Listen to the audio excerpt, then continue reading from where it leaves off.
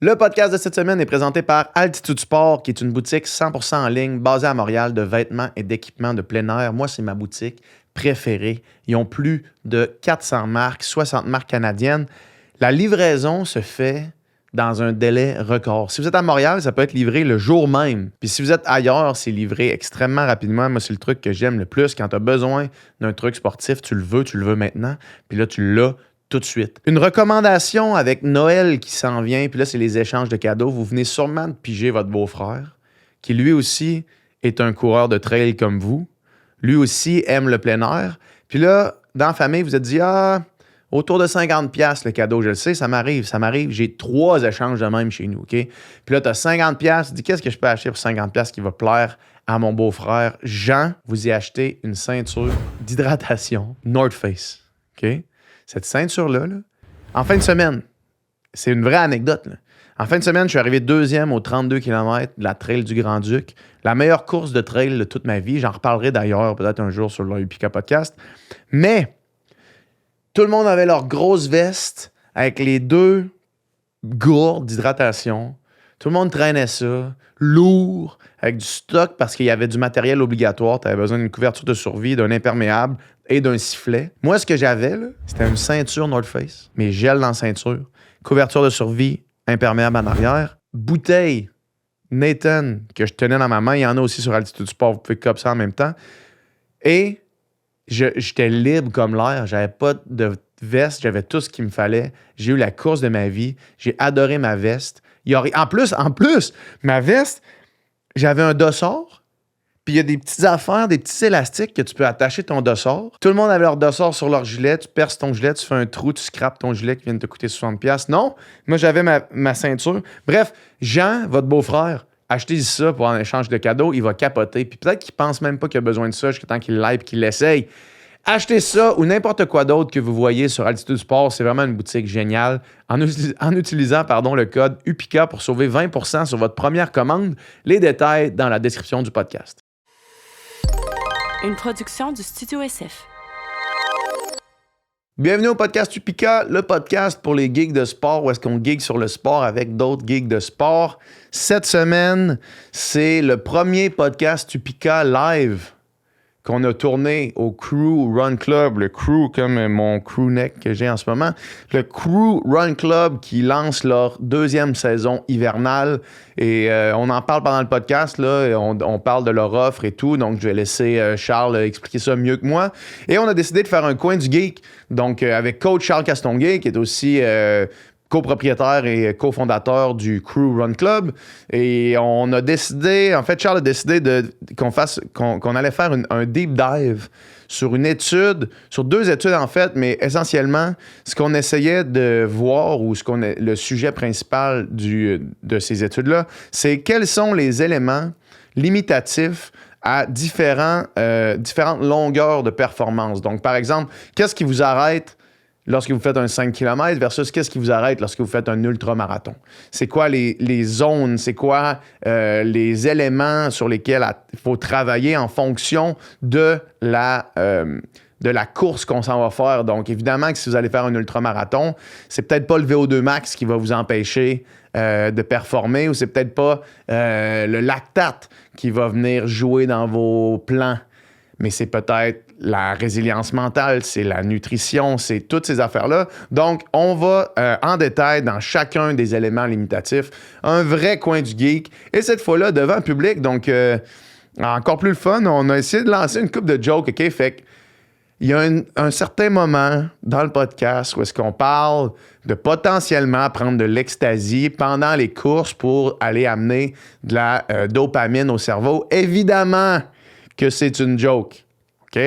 On avait un public, on essayait de faire rire, donc prenez tout ça avec un grain de sel. Par contre, quand on parle de l'étude, on est très sérieux à ce propos-là. Merci, shout-out à Ben Boulanger qui était dans l'auditoire, qui était dans la foule et qui a jump in une couple de fois dans le podcast pour prendre les questions du public et utiliser son expertise en nutrition. Donc, merci Ben, toujours un plaisir de t'avoir sur le Upika Podcast. Le podcast est présenté par Upika, la destination par excellence pour tous vos besoins en nutrition sportive. Si vous écoutez ce podcast-là et vous dites « Ah ouais, c'est vrai que je devrais pas être limité par ma nutrition », ben allez au upika.ca, utilisez le code promo Upika Podcast pour 10% de rabais sur votre commande. Bon podcast et that's it.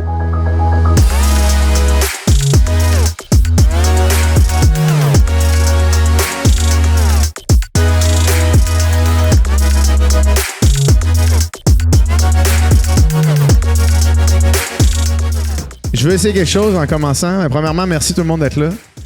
Bienvenue au podcast Upika, le podcast pour les geeks de sport, où est-ce qu'on geek sur le sport avec...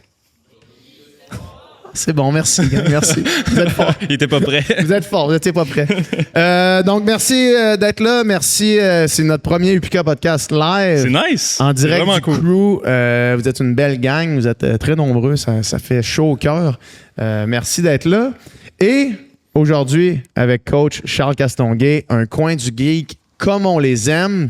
Charles, de quoi on parle aujourd'hui? On va geeker assez profond dans ce que vous avez tous expérimenté au moins une fois dans votre vie. C'est qu'est-ce qui explique la fatigue à l'effort et spécifiquement dans toutes les zones d'entraînement. Donc, on vous casse les oreilles avec la zone 1, la zone 2, la zone 3, la zone 4, la zone 5 sur un modèle à 5 zones. Mais qu'est-ce qui va au final limiter ta réussite ou dicter ton échec, on va dire, dans ces différentes zones-là, soit sur un ultra de 30 heures, soit sur une course de 3000 mètres qui dure 15 minutes ou 10 minutes ou peu importe. Là. Donc, quels sont les éléments limitatifs dans chacune des distances? Et on aurait tendance à penser que c'est pas mal tout le temps la même chose. C'est certain qu'il y a des théories qui disent que c'est un peu la même chose, mais il y a des grandes quand même tangentes vers plus de trucs pour la zone 1 puis plus de trucs pour le VO2 max, la zone 5, qui sont un petit peu différentes. Toutes les théories se regroupent un petit peu à la limite au centre, mais justement, c'est très différent d'une zone à l'autre. Pour avoir fait un essai de temps sur 5 km et une tentative de 125 km, je te garantis que c'est pas la même chose qui m'a limité les deux fois. Ouais. Parle-nous-en. Vas-y. Clairement, sur mon 5 km, puis je sais pas ça commence à quelle distance les études. C'est en zone, fait que c'est même pas en kilomètres. OK, mais sur le 5 km, l'élément limitant, c'était mon envie de me mettre en boule sur le coin puis de complètement arrêter. Mais est-ce que c'est la respiration qui me brûlait la gorge. Fait que c'est plus physiologique que... c'est très mental aussi, probablement. Très mental pendant un bout, mais tout est très mental au final. Là. Sauf que c'était vraiment comme je respirais trop fort. À un moment donné, j'avais atteint le maximum de ce que j'étais capable. I guess mon VO2. Là. J'avais atteint mon VO2 max. Exact. Ouais. Puis sur le 125, ça serait quoi? Genre, t'étais écœuré de courir? Un mélange de toutes ces choses-là. Ouais. Un mélange d'être écœuré, des crampes partout dans le corps. Yes. Puis un crash d'énergie légendaire a pu savoir mon nom. À ta défense, dans ce temps-là, tu commençais ta carrière d'ultra-marathonien. Fait que là, ça t'a c'est fini proche de ce bout-là. Ouais, c'est ça. Elle t'a donné quand même une très mauvaise expérience. Ouais. Mais je pense qu'avec les connaissances puis ton upgrade d'entraînement que tu as fait, ça serait une expérience qui est totalement différente maintenant. T'sais. Possiblement. Je pense que oui. As-tu un scoop à nous dire? Non, pas. Let's go. Non. Donc, on plonge là-dedans. Let's go. Donc, l'étude que je veux parler avec vous se nomme Power Duration Relationship, Physiology, Fatigue and the Limits of Human Performance. Ça vient de Burnley et Jones 2016, qui étudie justement dans toutes les zones qu'on vient de mentionner, qu'est-ce qui provoque la fatigue. Mais avant de se plonger là-dedans, on va aller sur une étude qui est quand même une référence dans le domaine, qui vient de Abyss, A-B-B-I-S-S, and Larson de 2005. A-B-B-I-S-S? Ouais. 2B, 2S. C'est comme non, ça. Ouais. Et 2005, donc ça a 20 ans, c'est quand même vieux. 10 ans dans le domaine scientifique, c'est vieux. 20 ans, c'est très vieux, mais c'est quand même une référence. Fait qu'on va en parler. Donc, Models to explain fatigue during prolonged endurance cycling. Et là, notez bien que l'article est centré sur le cyclisme, mais il s'applique à l'endurance en général, donc la course à pied spécifiquement aussi. Donc, les auteurs partent d'un constat Malgré d'innombrables études sur la fatigue, il n'existe aucun modèle unique qui explique de façon exhaustive pourquoi et comment la performance diminue au cours d'un effort prolongé. Leur but est de synthétiser dans cette étude tous les modèles et de les répertorier pour établir peut-être un modèle plus universel qui nous permettrait d'expliquer un peu tous les types de fatigue. C'est quoi la fatigue? Les auteurs le définissent comme une incapacité à maintenir ta puissance ou ta vitesse de travail requise résultant d'altérations dans les processus physiologiques ou psychologiques impliqués dans la production d'énergie et la commande motrice. C'est une belle façon de dire « je suis plus capable ». Exactement. Je suis plus capable de maintenir la vitesse à laquelle je veux aller. Et il y a deux types à travers tous les modèles qu'on dénote, il y a deux types de grandes catégories, soit la fatigue périphérique, donc qui est d'origine musculaire et métabolique très locale, mes quads, mes mollets, etc. Et le deuxième type, c'est la fatigue centrale, qui est d'origine du système nerveux central et qui implique la commande que ton cerveau envoie à tes muscles de se contracter, de respirer plus fort, à ton cœur de pomper plus de sang. Donc, ces deux types de fatigue-là, la périphérique et la centrale. Je pense que tout le monde peut se reconnaître dans ces deux types de fatigue. Exactement. Mais à travers ces deux types-là, il y a quand même plusieurs modèles différents. Donc, il y a 6 modèles différents, 4 principaux avec 2 qui s'entrecoupent un petit peu. Alors, toi, ayant une compagnie de nutrition, peux-tu me penser à un modèle de fatigue qui pourrait causer justement la fatigue et l'arrêt d'une activité physique? Quand t'as plus de carbs. Exactement. Quand t'as plus de carbs. Fait qu'est-ce que tu fais quand t'as plus de carbs? Faut que t'en prennes plus. Exactement. Donc, le premier modèle, c'est la déplétion énergétique. Donc, le concept, c'est la fatigue découle de l'épuisement des substrats énergétiques, principalement le glycogène musculaire, la phosphocréatine qui aide aussi à produire de l'ATP et le glucose qu'on a dans notre sang qui vient soit de notre alimentation ou du foie aussi dans certains cas. Les mécanismes qui entrent en jeu, c'est la diminution du glycogène justement qui réduit le flux glycolytique et qui par le fait même, baisse la resynthèse de l'ATP. L'ATP, c'est des molécules qu'on utilise pour produire de l'énergie directement dans notre muscle. L'hypoglycémie possible égale baisse de l'apport énergétique au cerveau aussi. Donc, quand tu as une déplétion complète de ton énergie, il n'y a plus nécessairement d'énergie qui se rend à ton cerveau. Ton cerveau fait des commandes aussi, donc il a besoin d'énergie, il a besoin de glucose pour fonctionner et il n'y en a plus assez, donc il arrête de dire à tes muscles de se contracter et à ton cœur de battre plus fort et à tes poumons de respirer, de prendre plus d'expansion. Donc, important de maintenir la nutrition, les glucides pour retarder la fatigue. Quand on reprend les deux types de fatigue, est-ce qu'ils se manifestent de la même façon à la depletion ou en fait, c'est ça, c'est que puis un expert plus avancé pourrait l'expliquer mieux que moi, mais mettons au niveau musculaire, t'es explosé des quads, t'es explosé des mollets, t'es juste plus capable d'avancer. Puis, je dirais, au niveau central, ben, ça se reflète un peu par ce que je viens de dire, parce que la commande se rend plus à tes muscles. Donc, tu as l'impression que c'est tes muscles qui veulent plus rien faire, mais des fois, c'est le cerveau qui dit comme fuck you, arrête, parce que j'ai plus justement d'énergie. Mais sinon, ça peut être littéralement une perte de motivation, une perte t'es un peu confus, parce que justement, t'as plus assez d'alimentation à ton cerveau aussi pour générer la commande qui s'en va à tes muscles. Donc, ça marche dans les deux sens. Ouais, moi, c'était à toutes les tentatives d'ultra que j'ai fait, ou le seul ultra que j'ai terminé, c'était ça qui se passait. C'était une espèce de flou mental, une espèce d'étourdissement qui j'attribuais pas à ça. J'attribuais juste à comme, ben là, ça fait 9 heures que tu cours, mais essentiellement, ça devait être une bonne probablement théorie. Probablement que tu as 5 minutes assis, puis tu t'aurais loadé de carbs, 5 minutes plus tard, 10 minutes plus tard, tu aurais fait comme, wow, j'ai de l'énergie, puis je vais continuer. Je m'étais juste loadé de carbs depuis le début. Aussi, exactement. Et là, je fais appel à notre beau public qui est ici ce soir. Donc, est-ce qu'il y a quelqu'un qui aurait une idée sur un autre phénomène qui pourrait expliquer la fatigue, un autre modèle en particulier? Soyez pas gênés. Personne qui est fatigué ici, des fois, non, personne n'est fatigué. Le sommeil, c'est plus une catégorie, mais moi, je te parle pendant l'effort. Là. C'est quoi un modèle qui expliquerait la fatigue pendant l'effort en tant que tel? L'hydratation, on a dit le lactate ici, qui est une très bonne réponse. On va en parler un petit peu plus tantôt, justement.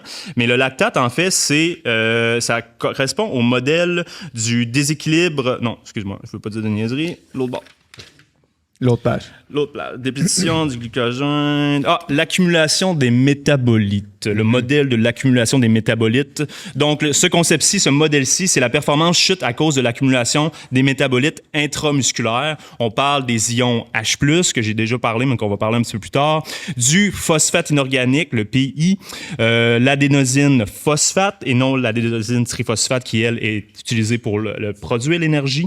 Et finalement, le dernier, c'est l'ammonium qui perturbe les contractions musculaires. Donc, ça serait ça qui causerait le plus de fatigue selon ce modèle-là. Donc, diminution de la sensibilité des muscles au calcium avec toutes ces choses-là qui s'accumulent dans ton sang, dans tes muscles. Ça diminue ta sensibilité au calcium et le calcium est vraiment crucial pour contracter et relâcher ton actine-myosine. Donc, les fibres qui se contracte quand on fait une activité physique. L'interférence avec la libération du calcium dans le muscle et la perturbation du couplage d'excitation-contraction de l'actine-myosine, comme je l'ai dit. Et chacun de ces modèles-là ont des limites. Comme celui-ci, c'est difficile. Ça explique la fatigue à intensité qui est très élevée, mais ça explique pas la fatigue à une intensité qui est très faible. Puis le premier explique pas nécessairement la fatigue à une durée très courte. Exactement. Exactement. Fait que c'est pour ça qu'il y a plusieurs modèles qui existent. Un autre modèle. Il est où le gars qui courait à côté de moi tantôt? C'est quoi qui s'est passé tantôt? Pendant ton test de VMA? Qu'est-ce qui t'a arrêté?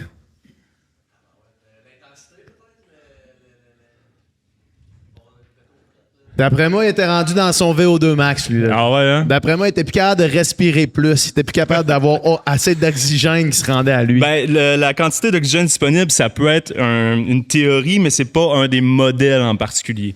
Ce qui se rapprocherait le plus de ça, c'est le déséquilibre homéostatique. Et toi, tu l'as expérimenté très souvent avec ton corps. Donc, c'est le modèle homéostasie et thermorégulation. Donc, ce que Core essaie de faire du profit énormément avec, présentement, avec leur petite bidule qui calcule ta température interne. Donc, du profit, moi, j'ai payé volontiers. Je me suis pas fait arnaquer par personne. J'ai choisi de faire cette dépense-là. La fatigue émerge lorsque les contraintes thermiques menacent l'homéostasie cellulaire et la sécurité de l'organisme. Donc, ton cerveau va réguler. Non, c'était pas ça. Je pense pas. Il faisait pas si chaud que ça. Mais ton cerveau va réguler justement toute ta température interne. Tes organes, il faut qu'ils soient à une certaine température. Ton cerveau ne peut pas excéder 40, 41, 42, 43. Quand tu fais de la fièvre, t'es down aussi. Donc, il faut qu'il y ait une régulation qui se fait au niveau de la thermorégulation. Donc, l'hyperthermie, ça fait une baisse. C'est contre-intuitif un peu, mais l'hyperthermie fait une baisse du flux sanguin musculaire. Il y a une baisse du débit cardiaque effectif vers les muscles, car il y a une redistribution du flux sanguin vers la peau pour extraire la chaleur. Donc, en compétition, le refroidissement est très important. Et il y a une baisse énorme du volume plasmatique quand tu es déshydraté, parce que la sueur, ça vient principalement du liquide de tes fluides corporels, dont au niveau sanguin. Donc, ton sang diminue, il augmente en viscosité. Et là, ça devient très difficile pour ton cœur de pomper le sang. Donc, hydratez-vous très bien quand il fait chaud, s'il vous plaît. Par contre, à la limite, c'est que la température corporelle n'explique pas seule tous les cas de fatigue, parce que des fois, tu cours à moins 20, puis ça va quand même... tu es capable quand même de courir. Ensuite... Tu m'en parlais tantôt dans ton 125. Là, que des crampes. Crampes musculaires. Pas les crampes. Pas des crampes? Pas des crampes. Ben, les crampes, ça fait partie du métabolite, etc. J'étais couché par terre, je me rappelais plus de mon nom. J'avais mal aux genoux, mal aux chevilles. Ça te tentait plus. Ça me tentait plus. Exactement. Merci Ben. Merci Ben Boulanger, tout le monde. On va te faire monter sur le stage. Ouais, le moment où est-ce que t'en as plus du tout envie de continuer. Exactement. La dureté du mental. Donc, le modèle de la fatigue centrale et de la motivation. Donc, le concept, c'est que la fatigue découle d'une réduction volontaire du recrutement musculaire influencé par la perception d'effort. Exactement. Tu perçois, même que tu es en zone 1, tu perçois que c'est genre 10 sur 10 d'effort, même si tu avances à 9 minutes 30 du kilo sur un plat de poussière de pierre. La motivation diminue et les neurotransmetteurs cérébraux aussi sont un peu altérés. Donc, les éléments majeurs, justement, c'est que l'hypothèse de la sérotonine, il y a un excès de sérotonine cérébrale qui accroît la perception de la fatigue et même la somnolence dans les efforts très, très, très prolongés. Le rôle de la dopamine, dans le fond, la dopamine fonctionnelle qui diminue dans le cerveau et celle-ci soutient... Plus beaucoup de dopamine à la fin. fin de. C'est ça, exact. d'une affaire Celle-ci de même. soutient la vigilance et la motivation. C'est directement lié. Fait que si tu drops ta dopamine, t'es moins motivé. Fait que tu sais, des fois, on pense que c'est comme psychologie pure, mais c'est très chimique quand même dans ton cerveau, qu'est-ce qui se passe. C'est vraiment la dopamine qui motive à continuer, on va dire. Et la fatigue perçue, donc la fatigue, on va dire motivationnelle, est perçue comme facteur limitant avant la défaillance musculaire réelle. Donc, tes muscles vont quand même très bien parce que la preuve, c'est que des fois, tu prends une pause, tu penses que c'est terminé, ta vie est finie, ta course est finie. 10 minutes, tu te lèves plus tard, tu es capable de courir. Ou à la fin d'une course, tu es capable de faire 4 flats sur les 5 derniers kilos d'un 125 comme Jay a fait à Arcana. Puis Je pense pas qu'il a fait 4 non, flats, mais par exemple. il a fait 5, là, Ouais. 5,30, là, disons. Là, Ah ouais. disons. Mais tu sais, de kicker une grosse fin de course, Ah ouais. quand 10 minutes avant, tu pensais que tu étais dans l'abysse total, Ouais. puis que tu bougeais même pas ton petit doigt tellement que c'était un effort. Là. Mm-hmm. Fait que, puis la preuve de ça, c'est que sur les efforts très prolongés, lorsqu'on fait de l'électromyographie, justement, on observe justement qu'il y a on est capable de moins recruter de façon volontaire, maximale, nos muscles quand ça fait genre 30 heures qu'on fait un effort versus quand ça fait juste 1 heure. En fait, il y a comme un aspect motivationnel aussi là-dedans. La modulation de la performance peut être gérée par des agents dopaminergéniques, on va dire. Donc, par exemple, la caféine, c'est la diminution de la perception d'effort. Ça agit pas nécessairement sur la dopamine pure, mais ça va bloquer l'adénosine qui signale la fatigue. Donc, la dopamine va être plus efficace. Donc, caféine. Donc, mettons, quand ça commence à m'aller dans une ultra parce que il n'y a plus assez de dopamine, Ouais. une petite MD, ça peut. repart l'autre bord. Ah, exactement. Puis là, tu Exactement. repars jusqu'à la fin, dans le fond. Exactement. OK. Il faut que tu en reprennes à chaque 4 heures parce que sinon, la dopamine crash, puis là, tu as envie d'arrêter en crise. Ouais, une MD aux 4 heures dans vos ultras, c'est ça la C'est la recommandation. recommandation. C'est la recommandation du Pika Podcast. Hey, j'ai tellement mangé de la merde pour les Advil, man. Ouais, non, c'est bon. Juste pour parler de pilules. Parlons pas de pilules. Et voilà. Donc, moi, je l'ai même expérimenté. Maintenant, j'ai fait un doublé à Arcana. J'ai fait 42-42 le samedi Ouais. puis le dimanche. Puis, je vous recommande vraiment pas de faire ça, mais si vous avez écouté le podcast avec la caféine puis la chaleur, là, tu sais, qu'on parlait de grosses dose de caféine. Je me suis tapé un 400 mg en dedans d'1 heure cette journée-là parce que ma motivation a continué. Le Saint-Siméon On recommande était pas ça, c'est au pas une plancher, recommandation. là. Puis là, je me suis claqué 200, puis 45 minutes, 200. J'étais comme ça, puis j'ai fini à 4 minutes du kilo, même Ouais. si j'étais complètement cassé là, quelques minutes avant. Je vous recommande vraiment pas ça, par exemple. Au Trail du Grand-Duc, j'ai pris un Red Bull en me rendant.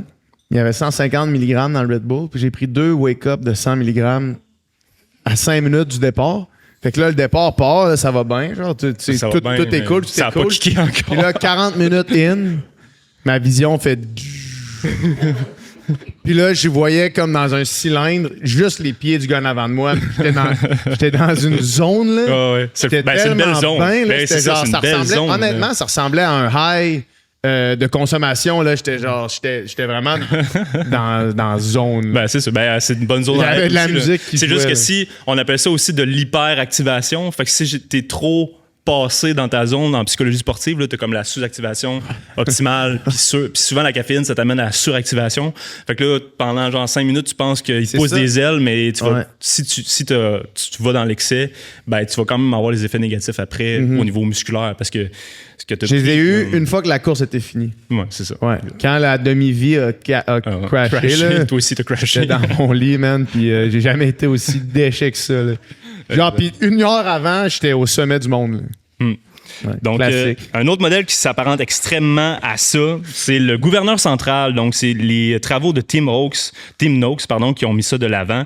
C'est que le cerveau agirait comme un régulateur prédictif qui ajuste la commande motrice pour éviter les défaillances catastrophiques des organes. Donc, c'est très en prévision. Donc, En prévention. En prévention puis en prévision. Donc, la performance serait limitée par une autoprotection inconsciente. Donc, tu ne contrôles pas ça. Comparé à la motivation, des fois que tu peux quand même te craquer un peu, Ouais. ça, tu contrôles pas ça. Donc, la théorie du gouverneur central, c'est que c'est inconscient Puis totalement. ça se peut-tu qu'il y a du monde qui n'ont juste pas? De gouverneur central, Ouais, tu je sais, pense du qu'il monde, y a beaucoup mettons, de gens... qui court jusqu'à avoir une fracture de stress non-stop jusqu'à la fin. Ben, là. pas nécessairement en termes de blessure, mais en termes de pousser ses limites. Là, je pense qu'il y a des gens qui ont le gouverneur central peut-être moins comme dictateur que d'autres. Ouais. Genre, il se calme, il est calme, là, il est chill.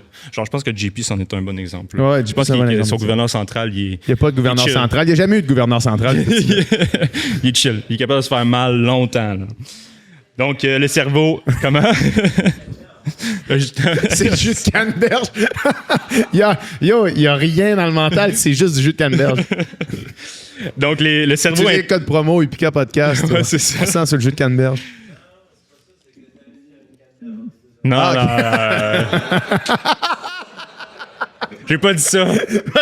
T'as dit que t'avais une noix à ma défense. Puis moi, j'ai dit, non, t'as une canneberge. C'est encore plus petit. C'était pour... On rigolait, c'était une discussion. Je suis pas méchant comme ça, là. Ah, les gars. Ben, mais je t'aime, là. Je t'aime. Déjà une troisième fois, on va y croire, là. Bref, on va passer parce que là, on est perdu le sujet. Donc, ça fait pas mal de tour parce qu'il y en a un autre, mais ça revient au même que l'autre d'avant. Donc, la conclusion phénoménale de cette étude-là qui résume un peu justement les phénomènes de fatigue, c'est qu'il n'y a aucun modèle qui peut expliquer à lui seul la fatigue observée pendant l'endurance prolongée. Là, on parle quand on parle d'endurance, ça va vous sembler court, mais à partir de 3-4 minutes, c'est de l'endurance jusqu'à quelques jours, comme les coureurs de backyard nous ont prouvé qu'ils sont capables de faire. 119 tours. C'est 119 tours, c'est 5 jours.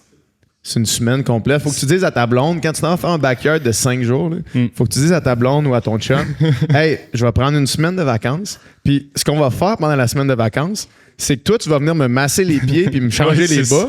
Quand moi, je vais courir. Peut-être la couche à la fin. Peut-être la couche. Pendant moi, je vais courir non-stop pendant 5 jours. Ouais. Puis après ça, je vais passer 2 jours dans mon lit, puis après ça, je retourne au bureau. Exact. C'est ça tes vacances. Il faut que ton partenaire soit comme Yeah! Ça va être la fin. On va faire ça. J'ai déjà fait ça, puis je te confirme que moi, je pense que c'est plus la fatigue motivationnelle qui me limitait. T'avais arrêté à 30 tours? Mon plus loin, c'est 34 ou 35, ouais. C'est ça, parce que rendu là, c'est vraiment... Il y a une fois que je l'ai fait 3 fois. Il y a une fois que c'était mon ischio qui collaborait vraiment plus. Là. Ouais. J'allais me blesser. Mais les 2 autres fois, c'était comme... Qu'est-ce que je calisse ici? Plus, là. Mais c'est des beaux événements. C'est vraiment... C'est extrêmement glorieux de faire 119 boucles. Là. Mais je pense pas que j'ai la capacité mentale... J'aime trop aller vite. Puis en fait, la preuve, c'est que mes boucles de backyard, les meilleurs les rentrent en 45-50 minutes pour se donner un 10 minutes pour partir. Moi, le cabochon, je rentrais ça en 32-33. Puis là, je repartais. Puis là, c'est sûr que le moment donné, t'es comme cassé pareil. Là, peu importe comment t'essayes de manger. Là. Allez. Tu manges des mangues séchées à chaque tour. Des canneberges sèches. Puis des noix. All right, donc l'étude de Burnley and Jones qui délimite justement les paramètres de la fatigue dans toutes les zones d'entraînement. Et là, c'est une étude en cyclisme. Puis là, ceux qui font du vélo, ils ont des façons différentes que les coureurs de caractériser leur zone d'entraînement. Fait que je vais utiliser un peu qu'est-ce qu'eux, ils nous donnent comme zone, mais je vais faire une relation avec plus la course à pied. Parce qu'il y a beaucoup de cyclistes qui écoutent le podcast aussi, I guess, mais moi, je suis plus un coureur. Toi, les deux. Plus un coureur, mais cycliste quand même. Ouais. Je suis un nageur. Lequel? Ouais, le nageur, ouais. Je fais de la natation. Ouais. Très bon nageur, d'ailleurs. Donc, les auteurs examinent... Comment? Commentaire? Parfait, on prend une gorgée d'eau. L'étude est plus récente, celle-là, si je ne me trompe pas. Ouais, 2017. Mais, tu sais, essentiellement, l'étude de 2005, je vois pas comment il va y avoir une étude qui va la mettre à jour, tu sais. Il y a une étude que j'ai vue de 2022, mais il faisait juste reprendre les mêmes points, puis les expliquer un peu différemment, puis avoir la même conclusion. Fait que tant qu'à ça... Comme ça, ils mettent ça dans leur CV, puis ils se font engager après ça dans un centre national. Exactement. Classique. Donc, les auteurs examinent la relation entre la puissance ou le maintien de la puissance ou de la vitesse et la durée, qui décrit comment la durée de maintien d'un effort diminue quand l'exigence de la puissance ou de la vitesse augmente. Est-ce que tu m'as suivi là-dessus? Oui. Ouais, OK. Fait que, mettons, plus tu vas plus l'épreuve fort, a besoin d'un gros output, plus la fatigue va arriver rapidement. Exactement. Donc, les formes mathématiques de la formule puissance-durée, comme eux le mentionnent, ou de la vitesse-durée, ça fait une forme hyperbolique. Alors là, vous allez sortir vos cours de mathématiques du secondaire 5. Alors, tu me prennes par la main. Hein. Hyperbolique, ça veut dire... Une hyperbole. Oui, exact. Genre, t'as ton temps, puis t'as ton output, fait que la vitesse. Puis là, plus. Ah non, on dit pas la même chose. Non. Moi, une hyperbole, c'était en théâtre. français. Non, en théâtre. Ben, c'est d'exagérer. l'exagération de quelque chose. Là, c'est pas ça que tu parles. L'hyperbole mathématique, c'est t'as la durée. Je l'ai pas vu. Puis t'as la puissance. T'as pas fait tes 4,36? Oui, même, c'est ça. Ouais. Mais je pense pas que En fait, c'est drôle que tu dises ça parce que j'étais sur TikTok hier, rarement sur TikTok. Dans mon lit, à scroller. Puis un gars, il disait, est-ce que je pourrais repasser mon secondaire aujourd'hui? Pas sûr. Puis la réponse, c'est non. Moi, c'est sûr que non. Il n'y a aucune chance que je passe mon secondaire aujourd'hui. J'ai fait justement mes maths 536, ma chimie physique. J'ai pas retouché à ça depuis mon dernier examen de chimie physique. C'est un peu le problème du système d'éducation en général, mais je pense qu'on est là pour parler de ça, mais clairement, moi non plus, là, chimie organique. Ben non, chimie organique, je l'utilise quand même, là, mais ouais, la physique, j'étais bon en physique parce que c'était quand même des formules claires que tu peux appliquer, la distance, la vitesse, tu sais, mais l'utilité après, des fois, c'est discutable. Bref, mais c'est des notions intéressantes. Continuons sur la forme hyperbolique. Donc, la durée avec la vitesse. Fait que plus c'est vite, moins la durée est grande. Ça fait donc, du sens. l'hyperbole, c'est une courbe qui fait ça comme ça. Donc, plus la vitesse est basse ou le output est bas, ben plus la durée peut être longue. Yep. Fait que c'est comme une exponentielle inversée un peu, là. Ish. Donc... C'est comme une exponentielle inversée, Ish. Pour ceux qui connaissent une exponentielle, c'est les exponentielles inversées, Parfait. Ouais, exactement. Une exponentielle logarithmique de 3e degré, c'est ce qu'on utilise pour calculer ton lactate quand tu fais ton test. Ouais, ok, c'est ça, le bâton de hockey. Là. Ouais, exactement. Exactement. Ben là, vous imaginez un bâton, tu sais, c'est ça. C'est ça, exact. Courbe bâton de hockey. Comme on appelle Là, dans le domaine de la science. Là. On veut tasser le bâton d'hockey le plus à droite Exact, possible c'est ça. et le descendre. Ouais, ou l'allonger. Là, genre, tu veux le bâton de Zeno Chara Exactement. dans ton affaire. Donc, on utilise la notion de critical power. Le critical power, en fait, c'est quoi? Ça ressemble un petit peu au seuil anaérobique, mais c'est pas tout à fait ça. La puissance critique, c'est la limite supérieure d'un état métabolique stable, un peu comme le seuil anaérobique, donc le deuxième seuil, dans un effort prolongé se situant généralement entre 20 et 40 minutes. Fait que, tu sais, ça peut s'entrecroiser avec le seuil anaérobique. Un peu plus vite. Un peu plus vite. Mais tu sais, ils ont différents seuils de puissance critique. Tu as le 20 minutes, le 10 minutes, le 5 minutes, le 40 minutes, etc. Bref, chez l'athlète, en dessous du critical power, donc en dessous, on va dire, du seuil anaérobique, l'état d'équilibre métabolique est stable. Le VO2 atteint un plateau stable. Le lactate est stable, la fatigue progresse lentement et les muscles utilisent majoritairement de l'oxygène, des fibres oxydatives. Donc, tu peux... Au critical power. Juste en en dessous. bas de ça. Là. Ouais. En bas de ça. Et le deuxième, en fait, quand tu es au-dessus du critical power, donc là, on parlait d'en dessous, quand tu es au-dessus, l'exercice conduit inévitablement à l'épuisement. Donc, dans les prochaines minutes. Donc, le VO2 dérive progressivement vers le VO2 max. Donc, si on parle là, justement de 90-95% de ton VO2 max quand tu es au-dessus du critical power. On parle du lactate et des ions H+, qui continuent à augmenter de façon exponentielle et non hyperbolique dans ton sang. Et la fatigue neuromusculaire progresse rapidement. Le recours aux fibres rapides augmente. Donc, la glycalyse anaérobie augmente. La dépense énergétique est augmentée. Donc, à un moment donné, c'est un cercle qui finit vers l'épuisement. Donc, c'est un peu la perte de contrôle. Exactement. Ça ressemble un peu au seuil anaérobique. Mais avec Alexis, on parlait de ton 125 l'UTHC. Allez écouter son film, Alexis Richard, son film sur YouTube sur le 125 l'UTHC. Mais il me disait qu'il était au seuil après 7 kilos du 125. Puis, c'est pas bon, ça. Donc, c'est pas bon. De ce qu'on comprend, c'est que quand tu arrives à la perte de contrôle après 8 kilos, ça se peut que le 125 soit long. Puis là, je ris de lui, mais j'ai fait exactement la même chose. Sauf que je me permets de rire de lui parce que j'y ai dit de pas le faire. Puis il le savait, puis il l'a fait. Moi, je l'ai fait souvent dans des marathons. Hein. Mais je mets ma strap. Puis là, j'étais à 180 après 5 kilos. Non, ça va passer. Le fameux « ça va passer » quand t'es au-dessus de ce point. Tu l'as vu aussi c'est ça, exactement. À Ottawa. Je suis pas plus 5 que le pape. Okay, je le sais. Fait qu'on essaie de l'ignorer, mais c'est mathématique. Ouais, c'est ça, exact. Malheureusement. C'est plus mathématique qu'on pense. Oh, oui, vraiment. Comme je suis en haut de ça, il y a des bonnes chances que je réussisse pas à courir pendant 2h40. Le critical power des gens très débutants, ça devrait se situer autour de 60 à 70% de ton VO2 max. Ce qui peut être logique aussi avec ton seuil anaérobique, parce que si tu commences commences l'entraînement, t'as pas une grosse tolérance. Fait que ton seuil est très bas, on va dire. Si t'es un coureur régulier, ça va être autour de 75-80. Un marathonien et un cycliste plus niveau élite, on dit un 85-88 de ta puissance critique. Ça correspond pas mal au seuil anaérobique aussi.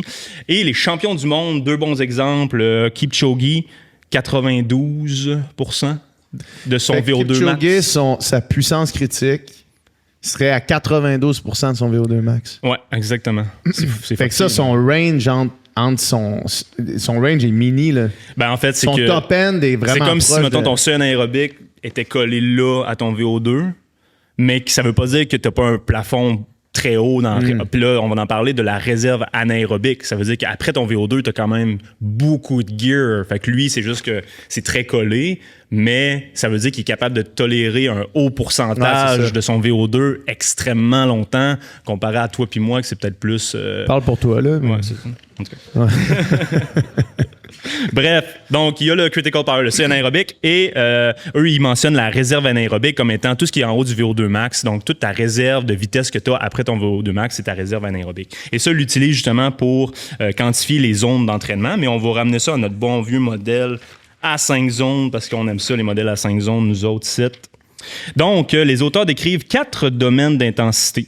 On parle de domaine d'intensité. C'est une vieille mode qui redevient un peu à la mode, mais on va parler en termes de zone aussi. Donc, en termes de domaine d'intensité, ben, il y a le faible à modéré. Donc, on parle de la zone 1, de la zone 2. C'est la puissance ou la vitesse sous le seuil aérobique. De lactate, même de seuil ventilatoire, zone 1, zone 2. Donc, l'exercice métaboliquement stable, le VO2 atteint un plateau bien inférieur au VO2 max et l'accumulation de lactate est faible. La fatigue est lente à s'installer. On parle ensuite du domaine heavy ou lourd ou intense. Donc, c'est entre le premier seuil et la puissance critique. On pourrait dire entre le premier seuil et le deuxième seuil, donc zone 3, zone 4. Le VO2 augmente jusqu'à une nouvelle stabilité inférieure au VO2 max, mais avec une plus grande perturbation métabolique au niveau justement musculaire. La fatigue se développe dans un état métabolique stable et, dans le fond, c'est possible de maintenir longtemps cet état métabolique-là qui est un petit peu instable, on va dire. Et on a la troisième qui est la sévère, c'est là que tu veux pas aller, où tu veux aller, mais tu veux pas te tenir trop longtemps, justement. C'est quand on est au-dessus du critical power ou du seuil anaérobique, mais on n'est pas nécessairement maximal. Là, on va dire c'est la zone 5. Haut pourcentage de VO2 max, pas d'état métabolique stable au niveau du muscle. Donc, on parlait de la fatigue métabolique tantôt. Là, là, ça commence à être tough. Et le VO2 continue à augmenter vers le VO2 max et l'épuisement est inévitable. La durée est prévisible à partir de tests qu'on peut faire avec le critical power en vélo, mettons. On calcule ton critical power, on calcule ton W prime qui appelle, donc ta réserve anaérobique, puis on est capable de prédire, pas à la seconde près, mais presque, combien de temps tu vas rester après ton critical power. Ouais. Fait que ça, c'est vraiment intéressant. Mais c'est plusieurs tests que tu fais sur la même journée. Ça doit pas être des tests le fun à faire. Non, c'est genre des 3 minutes all out, des 10 minutes all out, puis des 20 minutes all out. Là. Fait que c'est que tu fais avec 20 minutes de pause. Là. 20 minutes all out. C'est assez violent. Ouais. Et l'autre domaine, c'est tout ce qui est très court. Donc, on peut appeler ça la zone 6. C'est quand on parle de strides, des 30 secondes en l'autre avec beaucoup de repos, des trucs comme ça. Là, c'est vraiment au niveau neuromusculaire que ça va être un peu plus limitant. Puis au niveau de tes réserves de phosphagène, on dit, fait que la phosphocréatine, etc. Donc, c'est un domaine qui est complètement différent. Mais on va se concentrer sur les 3 premiers. Donc, toi, qu'est-ce que tu penses qui est le facteur limitant, on va dire, dans le domaine faible à modéré, donc la zone 1, zone 2? Les ressources énergétiques qu'on parlait tout à l'heure et la résilience mentale qu'on parlait tout à l'heure. En effet, lequel que tu mettrais en premier? Les carbs. Non. Non? Non. Tu me dis que les carbs sont pas la solution à tout? C'est sûr que oui. T'as un petit peu de gras quand même. Là, ça. Je comprends. Tu peux l'utiliser, ce gras-là. Fait que la résilience mentale, la exactement. perception d'effort. Là, on parle d'un effort en zone 1, zone 2, qu'on va prolonger à l'épuisement, là, donc le maximum qu'on peut aller. Donc, entraînement d'intensité faible, justement, sous le seuil aérobie, la fatigue se développe progressivement et est principalement d'origine centrale. C'est-à-dire qu'elle prend naissance au niveau du système nerveux central, accompagnée, par contre, d'une déplétion des réserves de glycogène, évidemment. Donc, la fatigue centrale, c'est une diminution du signal efférent qui vient du cortex moteur, modulé par les neurotransmetteurs. Par exemple, la dopamine, on va dire. Donc, avec ça aussi, il y a une diminution de la propagation du plug de la neurostimulation, on va dire. Les preuves avec ça, je te l'ai dit tantôt, là, quand on fait des tests de EMG, souvent, on est capable de produire moins de force après un long effort au niveau de notre muscle. Mettons, on l'a fait avant, après, ta force maximale est nettement diminuée. Donc, il y a vraiment un input qui se rend plus au niveau de ton muscle lui-même. Donc, c'est vraiment d'origine plus centrale. Et bien sûr, il y a une déplétion du glycogène hépatique, sanguin et une diminution de l'activité cérébrale, on va dire. Et là, j'aimerais que Ben vienne nous dire... Viens ici, Ben. T'as 30 secondes. Impossible. Là, t'as 30 secondes. Tu peux pas mettre en garde personne. Tu peux pas expliquer. Tu peux pas dire que les choses sont prises hors contexte. Tu peux pas dire que boire des shots de brocoli, c'est pas bon. C'est bon. Non, je te niaise. Explique-nous donc comment le foie alimente le cerveau, justement, en glucose. Tu dois être bon là-dedans, toi? Check ça, man, comment il est prêt. Il est prêt, man. Tu mets en bas du boss demain. Non, j'ai pas une masterclass à faire. Mais tu dois connaître ça. De ça, mais au final, il y a une réserve qui est faite quand on mange de manière générale au niveau du foie, en glycogène, qui peut être utilisé par le reste du corps. Fait que dans les moments... Principalement le cerveau, I guess, à un certain moment donné. Principalement le cerveau, mais de manière générale, c'est quand même assez équilibré là, comment on utilise le glucose. Mais il y a un chemin plus rapide qui peut passer par justement... Parce que le glycogène musculaire est utilisé dans le muscle lui-même, mais le glycogène hépatique, donc dans le foie, est utilisé plus au niveau des autres organes probablement et du cerveau en premier, I guess. Là. Ouais, c'est facile de se l'imaginer toutes séparées, là, mais de manière générale, quand même, tout joue un peu partout aussi. Là. Okay. Plus que juste comme dans des petites maisons comme ça. Là. Mais d'où l'importance d'avoir aussi beaucoup de glucose dans le sang de manière générale. Puis l'exemple de tantôt de t'as plus vraiment de glucose au cerveau, t'es un peu dans un fog, tu commences à être magané, fatigué. Il y a ça dans comme plein de niveaux d'effort aussi. Là. Tu peux finir par le sentir à plein de moments. Puis souvent, on est sous-alimenté durant cette période-là, puis on le sait pas. Là. Exact. Fait que oui, les problèmes gastriques de consommer beaucoup de glucides, mais ça a quand même eu des gros avantages au niveau de finir ton effort très, très solide. 100%. Puis tu sais, le mouthwashing passe un peu par ça aussi. Ouais, c'est prouvé aussi, ça. Le fait de vraiment en prendre souvent, puis d'avoir les récepteurs buccaux qui s'activent par le sucre. Tu sais, au final, ça n'a pas le temps d'être absorbé tant que ça pour avoir un réel effet. C'est vraiment comme, OK, le cerveau, il y a des récepteurs, il sent le sucre ou il sent ce qui peut arriver ou ce qui peut lui donner de l'énergie plus tard. Fait qu'il va envoyer un message d'énergie au cerveau. Fait que c'est tous des petits trucs qui, dans un ultra, fait qu'au moment que tu peux plus t'alimenter, t'as comme un chrono qui part. J'aime ça le décrire. Exactement. Comme ça. T'as un clock qui commence. Puis là, ça se peut que ça rembarque. Il faut que tu y crois que ça rembarque, sinon, aussi bien juste arrêter puis give up. Là.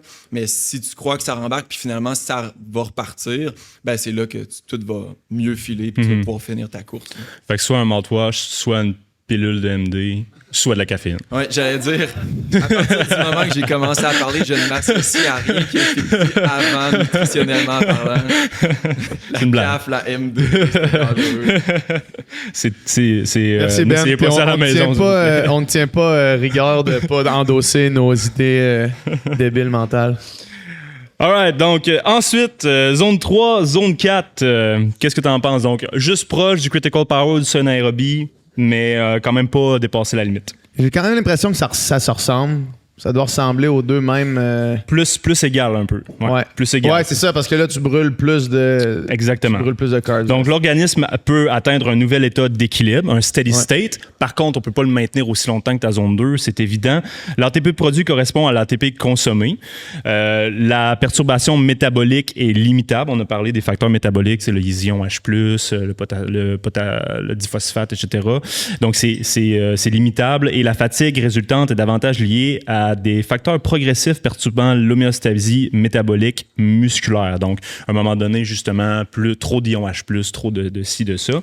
Pour qu'une fibre musculaire se contracte, je le rappelle, ça prend un signal nerveux, du calcium dans la pompe calcium et de l'interaction entre actine-myosine. Et justement, lorsqu'on produit beaucoup de lactate ou beaucoup d'acidité au niveau, on va dire, sanguin, entre très gros guillemets, ben, ça va diminuer la sensibilité de notre muscle. Donc, le calcium est plus efficace, l'actine-myosine est plus efficace, non, aussi, à se lier, essayer de lier. Donc, tous ces facteurs-là font créer de la fatigue, finalement. Là.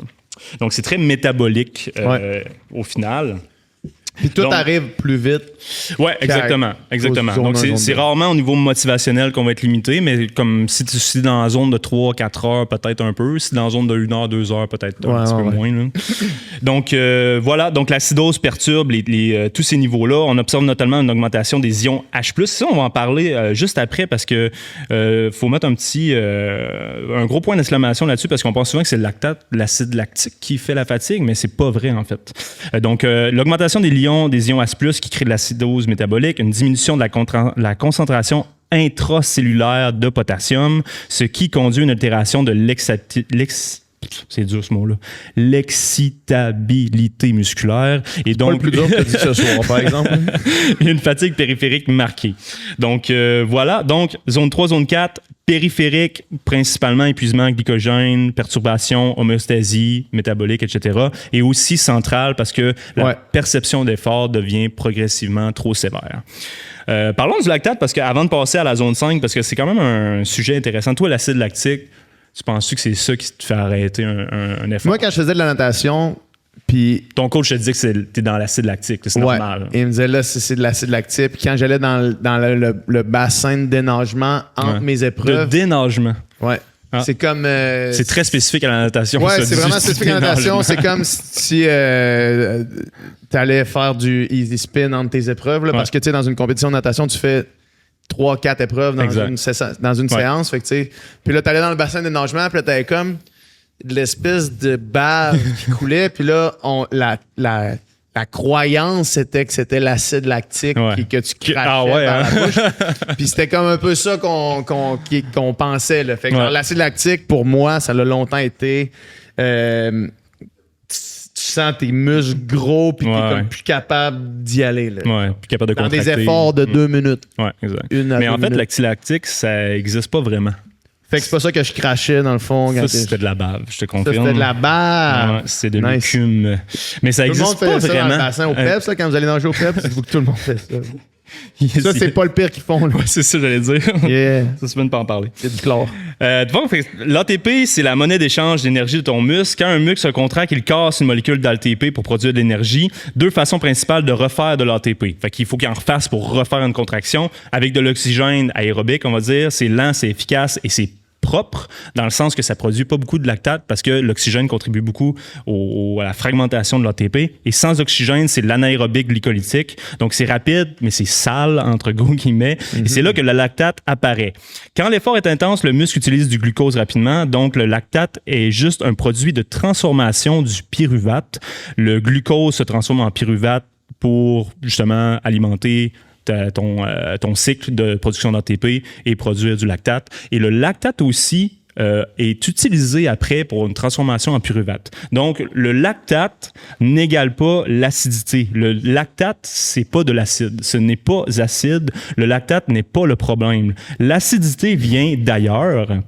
C'est lorsqu'on produit de l'ATP rapidement sans oxygène, le muscle libère des ions H+, des protons. Ces ions H+, pas le lactate, on va le répéter, causent la brûlure musculaire, la baisse de performance et la sensation des jambes lourdes que tu ressens quand tu nages à bloc 3 fois dans la même journée. Alors, pourquoi on fait des tests de lactate?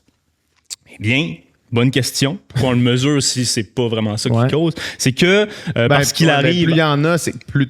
Exactement, parce qu'ils apparaissent en même temps dans les efforts intenses de façon similairement exponentielle. Donc, le lactate joue le même rôle. En fait, il apparaît justement... Il est proportionnel exactement, aux ions H+.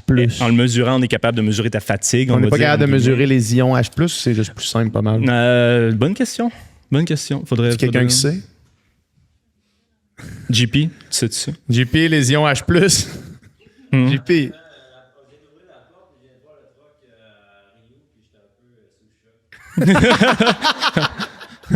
Beaucoup d'ions H+, exactement. dans le truc. Donc, c'est justement, ils apparaissent de façon similaire. Donc, le lactate joue même un rôle protecteur.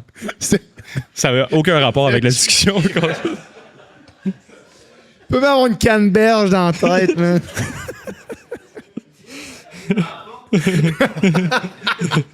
J'ai même pas compris ta question, finalement. Sans calice. Fantastique. C'est pas grave, je te niaise, man. Donc, le lactate joue même un rôle protecteur. Il absorbe une partie des ions H+, il aide à réduire l'acidité. Donc, le lactate, c'est un tampon protecteur et c'est un allié et non un ennemi. Tes ennemis, c'est plus les ions H+, qui rendent justement ton muscle, ton sang acide. Le lactate, t'as quand même mangé de la marde pendant longtemps. ouais. Moi, si j'étais lactate, je poursuivrais tout le monde en diffamation. L'acide lactique, ça existe, mais ça n'existe pas parce que dès que tu produis un HLA, on va dire, ça se dissocie directement. Fait que tu sais, il existe, mais des microsecondes, on va dire, dans ton organisme, et ça se dissocie. Ouais. Fait que tu sais, ça n'existe pas vraiment. L'acide, ben, ça existe, mais ça existe. Justement, ça n'existe pas vraiment. Donc, jaune 5. Au-dessus du critical power ou du seuil anaérobique, donc on est vraiment proche du VO2 max, consommation continue d'énergie anaérobique et aérobique parce qu'on est proche du VO2 max. Donc, la mauvaise conception qu'on a, c'est que quand on est à VO2 max, c'est juste de l'oxygène, mais au contraire, tu es quasiment plus sur le système anaérobique rendu à VO2 max que le système aérobique. Qu'est-ce que tu penses qui arrive rendu là? Tu l'as dit. Toute lâche, là. Mais ça devient beaucoup plus métabolique et justement périphérique que central. Donc, les réserves associées à la capacité anaérobique sont mobilisées de façon exponentielle et finissent par s'épuiser. Ce processus de dégradation de la performance a donc une forte composante métabolique périphérique dans le muscle, l'accumulation du phosphate inorganique, la diminution du pH sanguin, justement. pH sanguin. Man. Perturbation. Je sais. Ça a fait rire le monde, fait que c'est bon. Perturbation du calcium, de la pompe calcium, etc. Des éléments de régulation centrale sont aussi intervenus, évidemment, mais c'est beaucoup plus périphérique. Fait que tu vois, plus c'est court, plus c'est périphérique, plus c'est long, plus c'est central comme fatigue, voilà. Ce qui fait absolument du sens avec toutes mes expériences. Exactement. Et là, justement, les auteurs soulignent que il n'y a pas nécessairement juste un modèle qui est bon et que, comme les autres le disent, c'est mieux de mettre tous les modèles ensemble pour essayer d'expliquer la fatigue, qui est un phénomène encore un peu expliqué, mais qui est quand même encore méconnu. Tout ce qui est central, ça reste limite, justement. On ne comprend pas à 100% la fatigue. Très cool. Merci beaucoup pour ce survol. Un survol, c'est pas vraiment un survol. Non, c'est ça. Je t'avais dit que ça serait très geek. Là. Ouais, ça a été très geek. C'était geek comme je les aime, mais tout ça fait énormément du sens. Puis, est-ce que, mettons, quand on réfléchit à, OK, là, mon effort, c'est un marathon, par exemple. Fait que là, tu sais que ça va être de la zone 3. Tu vas finir probablement début zone 4. Ouais. Puis là, tu sais que ça, c'est les éléments limitants pour la durée de la course puis de l'effort que tu as à fournir. J'imagine que tu peux, en le sachant, tu peux t'y préparer mieux. Certainement en termes de gestion d'effort. Parce que, tu sais, comme on disait, le seuil anaérobique ou la puissance critique, on le sait, dès que tu as passé ça, c'est un chrono. C'est mathématique comme ça. Si tu es très endurant, c'est peut-être comme 40 minutes, 1 heure. Si tu n'es pas endurant, c'est peut-être 20. 40 minutes, gros max. Fait que c'est un chrono. Dès que tu passes ce stade-là que tu peux mesurer, ça va être terminé bientôt si tu fais pas un changement. Comme je l'ai expérimenté très souvent. Ouais, ou tu le sais, pour la fatigue, centrale, mais aussi pour la perception d'effort, si tu t'y prépares en sachant que c'est un élément limitant. Exact. Je dis pas que tu peux essayer de tu peux prendre trick ton cerveau un petit peu, là, ou prendre la caféine. Pas d'autre chose. On l'a assez mentionné. On a assez parlé de ça aujourd'hui. Mais tu sais, en termes de gestion générale, c'est sûr qu'en connaissance de cause, tu gères ton effort selon ce que tu as à faire. Si tu fais un 3000 mètres, malheureusement, faut que tu cours 3000 mètres à bloc. Fait que ça t'apporte plus d'informations? Pas vraiment. Non, mais au moins, tu sais à quoi t'attendre quand ça va arriver. Fait que tu sais, mettons, quand on parle de domaine d'intensité faible et lourde jusqu'à, justement, critical power ou anaérobique, ça te permet une meilleure gestion d'effort, c'est sûr. Puis même de savoir que la fatigue est plus centrale quand tu arrives sur des efforts très longs, ben, ça va te permettre de mieux gérer ta course aussi pour te dire, ben, c'est pas parce que j'ai un down là que ma course est finie. Je peux m'alimenter mieux. Ça, c'est la principale cause qui va pouvoir changer ton si t'es blessé, arrête. Là. Mais sinon, si c'est juste comme tu te sens pas bien, tu sens que t'as plus d'énergie, ben, il y a quelque chose à faire pour ça. Fait que fais-le, puis ça va aller mieux. Fait que, ouais, c'est ça. Puis on en parlait un petit peu tantôt de l'autre bord. Là. La fatigue centrale sur des longues durées comme ça, qui peut aussi affecter le cerveau. Puis là, je veux pas marteler le clou du high carb, mais le high carb vient vraiment changer la game. C'est fou. Puis moi, je me demande pourquoi on n'a pas... Tu sais, j'ai commencé à courir des marathons en 2010-2011. Là. Je prenais une cible de Gatorade à 3 grammes à chaque 3 kilos. Qu'est-ce que tu fais? Genre, pourquoi? Mais on le savait déjà. Prends un gel de 25 grammes à chaque 45 minutes, mais c'est pas assez. Mais on le savait déjà que on fonctionnait avec. Ben, c'est que ça fait tellement du sens. C'est ça que je te disais, genre, ça me prend 3 minutes pour me le faire expliquer, puis je comprends pas. Mais pourquoi on le faisait pas avant? Ça, c'est la grande question. Pourquoi, genre, du 100, du 120 grammes à l'heure, ça n'a pas été expérimenté avant? Vas-y. Parce qu'on avait peur de prendre du poids. Tu sais, j'avais même pas pensé à ça. C'est vrai, t'as bien raison. Wow. Incroyable. Non, mais pour ceux qui écoutent, parce que là, le monde ici ont entendu Ben, mais les gens qui vont réécouter ça en radiodiffusion. Parce que le monde avait peur de prendre du poids, carrément. Le monde avait peur il voulait courir le plus léger possible. Il y avait moi, du milieu que je viens, je veux dire, ça fait... en 2010, le monde, il y avait une balance sur le bord de la piscine, puis les filles se mettaient... je dis les filles parce que c'était encore toxique, encore à un autre niveau. Mais moi, je te dis 2010, plus tard, hein, où est-ce que là, c'est comme, OK, on a une balance sur le bord de la piscine, puis là, les filles font la file, puis là, les coachs notent le poids. Ouais, ça, c'est... Puis Chris, en tout cas... Bref. 2007, camp d'entraînement à Porto Rico, on avait droit à une poitrine de poulet, puis pas de frites dans l'assiette, puis pas de vinaigrette dans la salade. Puis on s'entraînait... 30 heures par semaine. On s'entraînait 30 heures minimum en camp d'entraînement par semaine. Puis je revenais pas là plus mince que j'étais avant. Je revenais juste là décollissé de toutes parts. Là. Puis on finissait pas nos trainings. Puis on avait de la misère à faire nos 2 heures dans la piscine. Puis ça finissait pas. Là. Ouais, c'est... Ouais, d'ailleurs, oui, c'est... OK, attendez un peu, là. Je vais voir, j'essaie de penser en temps réel là, à comment on fait ça pour les gens. JP, viens donc poser la question ici. Non, OK, je vais la répéter. On la répète, ouais. OK. Ouais. La question, en 79? Ouais, c'est ça. Ouais. Donc, en 1979, il y a eu le record du Québec de Richard Chouinard sur le 100 km. Puis, à ce moment-là, premièrement, pas de souliers de carbone. pas de souliers de carbone, mais surtout... Pas de carbs. Pas de carbs, ni à l'entraînement, ni pendant le 100 km. Aussi des carbs, du Coke puis du Gatorade. Là.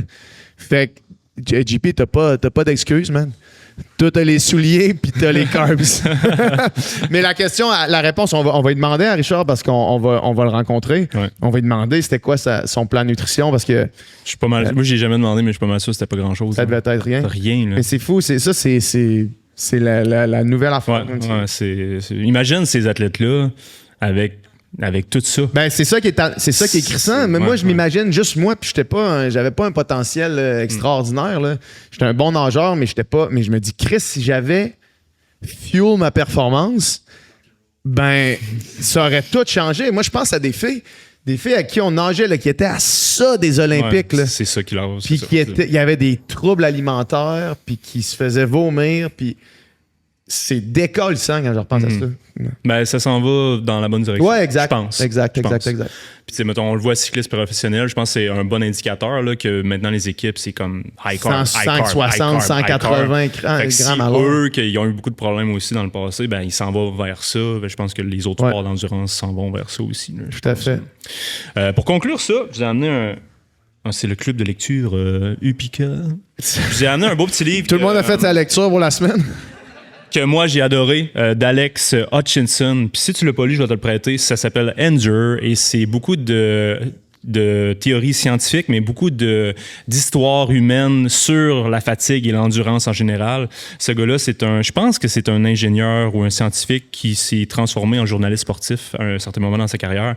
Et ce livre-là est un bijou parce que, oui, il parle de science, mais il parle aussi de plein d'expériences humaines qui s'est faites à travers les années. Fait que si vous aimez ça, l'endurance, la fatigue, etc., puis le dépassement des limites mentales, plus que zone 1, zone 2, ben allez lire ça, c'est extraordinaire. C'est ma conclusion sur la fatigue. Très cool.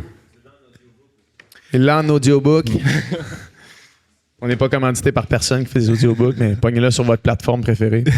Là, on va prendre une couple de questions s'il y en a.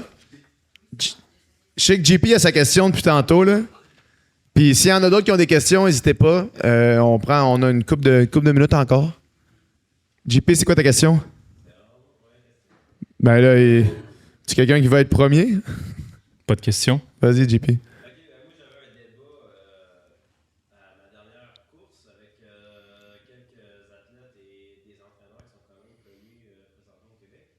Pour les gens qui entendent et qui sont chez eux en train en ce moment, ils n'entendent rien, mais JP avait un débat avec des entraîneurs. Et des collègues de course. Au championnat du monde de trail, parce que JP est allé au championnat du monde de trail. Exactement. Pour ne pas les nommer. On les nommera pas ici. Donc, le débat était? En fait, c'était double threshold versus 2 gros trainings en 2 jours. Donc, la question, c'est qu'est-ce la question, c'est qu'est-ce que Charles, parce que moi, je peux te dire qu'est-ce que je pense, mais c'est quoi la différence entre le fameux double threshold norvégien? Je sais que toi, t'aimes pas ça quand je dis norvégien, parce que Charles, sa théorie, c'est que les Norvégiens ont rien inventé, mais ils ont rebrandé tout ce que le monde faisait en ski de fond depuis longtemps. Là. Mais fait que le fameux double threshold, c'est-à-dire 2 entraînements au seuil dans une journée pour cumuler le plus possible de kilomètres au seuil dans une journée versus 2 gros entraînements au seuil, j'imagine? 2 gros entraînements dans 2 jours différents. Non, c'est ça. 2 gros trainings dans...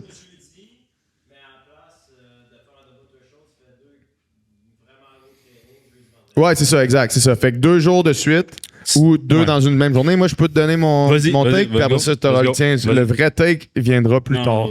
Donc, ça, c'est une technique pour que le monde reste jusqu'à la fin. C'est bon. Moi, j'aurais tendance à dire que en faisant le double threshold dans une journée, tu mets plus de kilomètres au threshold dans ta journée, puis ça te permet d'avoir plus de jours de repos avant ton autre gros training. Fait qu'admettons que tu mets ton double threshold le jeudi, mais ça te laisse, mettons, le vendredi, samedi avant ta long run où est-ce que tu ferais encore l'intensité. Versus si tu fais un gros training de seuil le jeudi, un training VO2 ou whatever tu veux faire le vendredi, mais là, tu as juste le samedi pour revenir avant ta long run. Fait que j'aurais tendance à penser que c'est un peu ça le thinking. Absolument. Puis, comme on disait tantôt, zone 3, zone 4, c'est quand même une zone où tu récupères, t'es stable. Tu récupères très rapidement de cet entraînement-là. L'avantage du double threshold, c'est d'accumuler ce temps d'effort-là dans ces zones-là qui sont cruciales pour tout ce qui est trail, tout ce qui est marathon, demi-marathon, puis d'accumuler un certain temps d'effort, parce qu'un double threshold, tu vas sûrement faire un peu plus que 60 minutes au seuil. Normalement, 60 minutes au seuil, t'es complètement cassé. Mais là, si tu le divises en 2 dans ta journée, si tu fais comme un 40 puis un 30, ben ça te permet d'accumuler beaucoup de temps d'effort dans cette zone-là, dans la même journée pour reproduire peut-être un événement, justement. Et justement, on va faire un coin du guide là, juste à l'annonce, parce qu'il y a une belle étude qui analyse tout le double threshold puis tous les paramètres comparé à des gens qui font des 2, là, justement. Là. Fait qu'on va pouvoir te répondre plus profondément. Il n'y a pas vraiment de bonne réponse, malheureusement. Je veux pas être... Exactement, il n'y en a pas de bonne réponse. Parce que l'entraînement, c'est une science, mais c'est un art aussi. Fait qu'il faut que tu écoutes ce que dit la science, 50%, puis après ça, il faut que tu l'expérimentes puis tu l'ajustes à toi-même pour un autre 50%. Il y a beaucoup d'athlètes que les double threshold, ça marche pas. Ça provoque beaucoup de blessures parce qu'ils sont pas capables de rester dans leur zone. Fait que ça, c'est vraiment néfaste. Fait que je te dirais, si t'es quelqu'un que sa perception d'effort est à chier, entre guillemets, Moi, c'est ça. exact, puis t'es pas capable de te contrôler à l'effort, ben fais pas de double threshold parce que c'est sûr que tu vas te blesser. Si t'es quelqu'un qui est très raisonnable comme moi, malheureusement, puis que quand je vois 180 arriver, je panique quasiment, là, mais je panique pas, mais je me retiens, ben là, c'est très payant parce que tu peux accumuler un gros temps d'effort dans une zone aérobiquement très payante qui va se développer de façon exponentielle dans la même journée, ce qui peut reproduire un événement marathon, etc. Fait que ça, c'est vraiment intéressant comme training, mais ça dépend à qui tu le donnes. Puis il y a une autre étude que j'ai vue hier, justement, qui est sortie pas de très longtemps, qui mesure les paramètres de quelqu'un qui fait un entraînement normal versus un triple day, puis même pas un triple day, un triple day, et 5 jours de suite de micro-intervalles.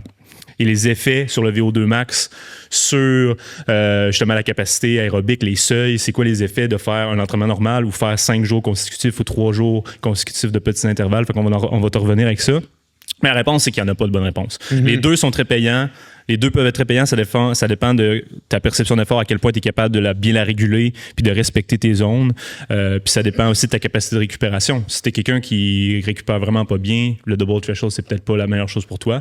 Attends 24 heures. Là, c'est sûr que tes stocks de glycogène, hépatique, musculaire vont être un peu plus refaits. Mais si tu es quelqu'un qui récupère bien, qui est très efficace dans cette zone-là, il n'y a aucun problème à faire les deux. Fait que c'est très... en fait, il faut que tu essaies. Il faut que tu essaies avec l'athlète, puis tu vois qu'est-ce qui marche le plus, là, en fait. Là. Mais, tu sais, mettons, là, tu parlais comme des espèces de week-end shock où on va se foutre une volée 2 jours de suite pour reproduire une longue distance aussi, là, I guess. Là. Fait que c'est... Eux autres, ils faisaient du gros VO2 max 2 jours de suite, mettons. Là. Ouais, c'est ça. Fait que c'est ça. Puis c'est pas les mêmes filières en même temps. Fait que c'est difficile à expliquer. Là. Je te dirais, si je m'entraînais pour un 160, j'aurais plus tendance à faire un double threshold. Si je m'entraînerais pour un je sais pas, un 10 kg route, peut-être que les deux intensités, ou un 3000 mètres, peut-être les deux intensités pourraient être intéressantes plus. Même encore là, est-ce que je devrais laisser 3-4 jours avant de faire mon autre, tu sais? Mais si je les quantifie de la bonne façon, ça peut être une très bonne méthode. Ça a été prouvé que ça avait plus d'impact sur le VO2 que de faire deux séances d'intervalle plus grosses. Fait que, en tout cas, bref, quantifier de la bonne façon puis d'avoir une bonne gestion d'effort, c'est crissement important. Parce que juste pour la petite anecdote, tantôt, Charles, on a fait une petite joke sur le fait que moi, j'étais vraiment pas bon pour ma perception d'effort. Moi, des trainings d'intervalle sur piste, ça me faisait peur. Parce que chaque fois que j'en faisais, je finissais comme si ma vie en dépendait. Puis ça fait 2 fois que je vais courir avec Charles au PEPS, puis que c'est lui qui pace en avant. Puis là, j'ai fait « Ah! » C'est ça, dans le fond, respecter ses allures puis avoir du plaisir. Puis on finissait les trainings, j'étais comme Chris, j'ai hâte à la semaine prochaine pour qu'on le refasse, tu sais. Puis ça, je suis revenu chez nous, j'étais pas défoncé, j'étais comme encore en contrôle. Le training, c'est, mettons, 800, 400, 400, allure 10, allure 3. Ouais. Puis toi, tu faisais allure 3, allure 3. Allure 3, allure 2, allure all-out. Puis jusqu'à temps qu'à un moment donné, tu fasses, il faut que j'arrête de faire, il faut que je m'en aille chez nous. Fait que tu finissais pas le training ou tu le finissais. Non, c'est ça, exact. Soit je coupais short, soit à la place de faire 6 reps, j'en fais 4. À un moment donné, c'est que tu te demandes, la réserve que tu te donnes est quand même très bénéfique au niveau récupération. Fait que si tu finis pas ses genoux à chaque fois, puis t'aurais pu en faire une de plus ou 2, c'est bien plus payant que si t'es à l'échec à chaque fois. Fait que ça dépend. À l'échec, j'étais. Y a-tu d'autres questions? Des gens? Oui.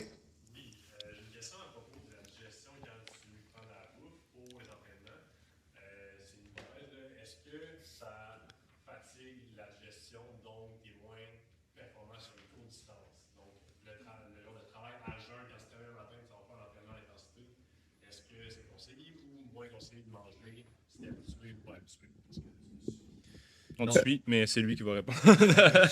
Je suis pas sûr d'avoir suivi la question, mais là, mettons, la question se résumait-tu à un entraînement à jeun haute intensité? Ouais, c'est ça. Le matin, mettons, t'es à jeun. Là, tu dis, OK, je déjeune-tu avant ou pas, en fonction de l'intensité, si ta gestion demande un apport d'énergie parce que tu vas te gérer. Ouais, parce que ça serait trop collé avec le... Je vais juste répéter la question pour les gens qui écoutent. Fait que, est-ce que quand tu vas t'entraîner le matin, prendre un déjeuner va, étant donné que tu digères ton déjeuner, ben ça va te demander de l'énergie supplémentaire que tu n'auras pas pour ton workout versus t'entraîner à jeun sans faire ça? De base, c'est pas de l'énergie, c'est du sang qui s'en va comme pour la digestion, puis qui va nuire à ta performance, c'est un fait. Par contre, ça vaut pas pour le risque que ça crée d'être à jeun pour un effort d'intensité. Ça, c'est sûr que c'est un no-go parce que même au niveau de l'augmentation du risque de blessure, c'est énorme. Mais si on parle, mettons, par exemple, de plus faible intensité, encore là, il y aurait probablement un débat à faire. Il y a plus de nuances que ça, mais reste que l'entièreté du consensus scientifique, c'est quand même de dire que ça vaut pas la peine pour la peut-être adaptation que tu pourrais faire ou le gain avec le fait de pas être en train de digérer. C'est toujours mieux d'intégrer quelque chose. Par contre, je le sais, ça peut vraiment être difficile, surtout quand c'est vraiment tôt le matin, de te lever réellement plus tôt que ça encore, genre t'es quasiment rendu à 4 heures du matin pour digérer pour ta course ou ton training. Mais souvent, c'est parce qu'on s'entête à avoir une quantité finie ou une quantité d'un déjeuner normal.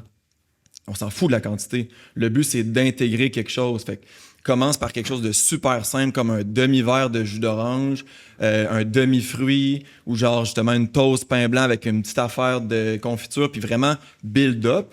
Tu vas voir au début, ça va être tough, ça va être un effort, puis tranquillement, ça va devenir de plus en plus facile, puis tu vas faire « Ah, OK, si j'habitue mon corps à le faire, ça va de mieux en mieux filer. » Fait que ça. Je vais avoir là un peu peddler, là, mais merci Ben, en passant. T'as-tu pensé que t'étais off the clock, hein? Non, man. On travaille, on est tout le temps sur le grind. Les bars Upica. Ça sert à ça. Mais non, for real, les bars Upica, c'est pour ça que je les ai pensés. Parce que moi, c'était vraiment un problème. Je me levais le matin, j'étais comme, OK, je veux pas être à jeun sur mon training, mais je commencerais pas à me faire un déjeuner toast, tu sais, croton, banane, tout le kit, parce que je vais vouloir vomir tantôt. Fait que je vais me prendre une barre, 40 grammes de carbs dans ma barre. C'est comme un petit treat le matin, c'est le fun. Puis un peu le même principe, après ta journée de travail, quand le dîner il est loin, mais tu veux pas souper avant ton training. Fait que là, la petite barre, ça te fait manger quelque chose, ça te donne un apport en calories, un apport en carbs, puis c'est facile à manger, tu sais. Fait que là, ils sont sur le site, là. C'est ça. Ils sont déjà vendus, là. Yes, merci, Ben.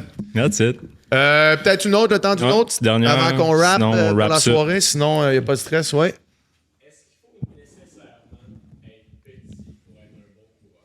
Est-ce qu'il faut nécessairement être petit pour Est-ce être que un tu as bon déjà coureur? vu François Den? Non, je parle pas en termes de grandeur, hauteur. Ah, en termes de poids. Est-ce que tu as déjà vu Christian Blumenfeld? C'est pas nécessairement comme autant gros musculairement qu'un hybrid athlete. Ouais. Ouais, absolument. Ouais, c'est vrai, il est ouais. quand même costaud, Charles. Là. Il y a de la Mais fait que la exact. question, c'est est-ce qu'on a besoin d'être. Est-ce qu'il faut absolument être petit pour être un bon coureur? Puis toi, tu as en tête les athlètes hybrides, les fameux athlètes hybrides qui se décuplent à chaque jour. Là. Ben, tu sais, on peut parler du ratio poids-puissance. Là. C'est quand même un phénomène intéressant. Moi, avec les skieurs de fond, souvent, mettons, on va les entraîner tout l'été. Ils vont prendre la masse musculaire. C'est un processus très normal. Puis c'est des athlètes qui font des distances de 10, de 20, de 50 km. Puis là, à un moment donné, ben, ils font beaucoup de volume. Ils font de la force maximale pendant cette période-là. Ils font beaucoup de volume, rendu à l'automne, fin de l'été, début de l'automne.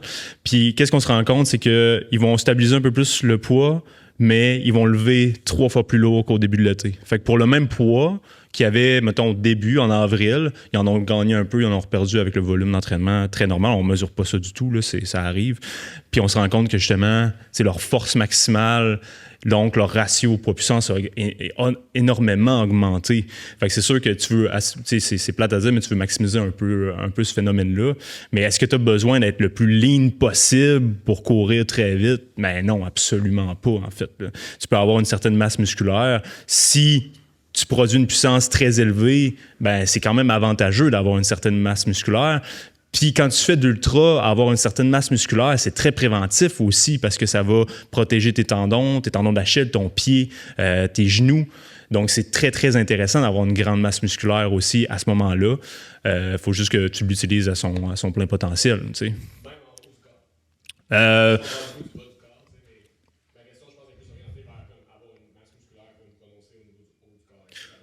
Avoir des guns. Est-ce qu'avoir des est-ce qu'avoir des guns?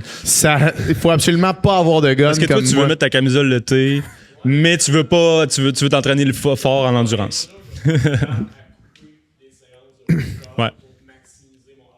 Mais honnêtement, tu sais, ça dépend de la distance. Mettons que tu prends ça, c'est une bonne question, juste pour les gens qui nous écoutent. Là. Alexis pense... je te mets en dessous du boss, là. Mais il pense diminuer sa charge d'entraînement au niveau musculaire du haut du corps, parce que tu fais quand même beaucoup de gym, si je ne me trompe pas, pour augmenter son output à la course. Ouais. Mais dans le fond, c'est que honnêtement, ça dépend des distances que tu fais, mais on parle de l'économie de course souvent. C'est sûr que si, mettons, t'es Monsieur Muscle puis t'as 100 livres de masse musculaire sur le haut du corps, c'est autre chose. Là. Je pense pas qu'on est là. Mais ça prend quand même une certaine masse musculaire pour être capable d'avoir un mouvement qui est efficace. Fait que, mettons, pour avoir un bon arm swing, pour avoir un tronc qui est stable, ça te prend quand même une certaine musculature. Fait que, après ça, de dire c'est quoi le meilleur ratio possible, ben ça dépend aussi de comment tu te sens. Je veux dire, si toi, ton but, c'est de faire un 5 kilos en temps de temps, ce qui est raisonnable avec la masse que tu as là présentement, c'est bien correct d'en avoir un peu, ça va pas te nuire. Par contre, si tu veux être champion du monde, puis faire 12,39 aux 5 kilos, puis tu as 30 livres de masse musculaire du haut, ben, tu sais, c'est plate, mais ça se peut que ça se passe pas. Mais je pense que pour la majorité des gens, avoir une bonne masse musculaire haut et bas du corps, sans exagérer, ça va leur permettre d'être beaucoup plus efficaces dans leur mouvement, transfert d'énergie haut et bas. Parce que tu regardes, par exemple, un 100 mètres, là, ça paraît pas dans un 100 mètres, mais environ 40% de l'énergie sagittale, qu'on appelle le vecteur sagittal en avant, c'est produit par le arm swing, le haut du corps. Puis, tu sais, tu regardes justement, tu sais, des bolts du temps, puis plein de... jack, c'est ça, jacké, là. Puis, tu sais, le swing est long, puis ils ont besoin de cette masse-là pour se transporter, justement, pour augmenter la vitesse. Fait que là, tu transfères ça au marathon, puis c'est moins... C'est sûr que si tu fais le calcul, c'est moins important, mais quand même, tu sais, il faut quand même que tu aies une certaine masse pour être le plus efficace possible. Après ça, c'est ça. Ça dépend de tes objectifs, toujours. Vas-y, Ben. C'est quand même touché de parler de poids. Ben viens donc, viens de parler de poids. On a le gars en chef pour parler de poids. Là, parle de poids, Ben. C'est que là, je patinais, là. Non, t'as parfaitement bien expliqué, mais j'allais dire, c'est comme si de dire que maintenir 30 kilos ou 30 livres de muscles haut du corps, ça se faisait comme par erreur. Mm-hmm. Genre, si t'as envie de faire du gym, puis c'est ça, genre, t'as du fun à le faire en courant, ben, on s'entorche, tu sais, au final... Continuer à lifter puis aie du fun, tu vas bien plus apprécier aussi tes trainings de course si t'es accompli dans tout le reste, si t'es well-rounded, si tu sens aussi que t'es well-rounded. Puis si t'as pas le goût, puis t'as juste le goût de faire de la course, ben man, fais juste de la course, tu sais, c'est comme, ça arrivera pas, genre, tu sais, le maintien de cette masse-là musculaire qui serait finalement néfaste sur un ultra, ça va pas arriver comme par hasard. Mm-hmm. Ça va être tes choix, ton contexte de vie, c'est ce que tu vas vouloir faire, puis au final, c'est de se poser la question, qu'est-ce que tu as envie de faire finalement? T'sais? Fait que ce que Blaise m'avait dit, mettons, c'est genre 1 livre de... Ouais, c'est bon. Mais cette tasse-là est au pied, right?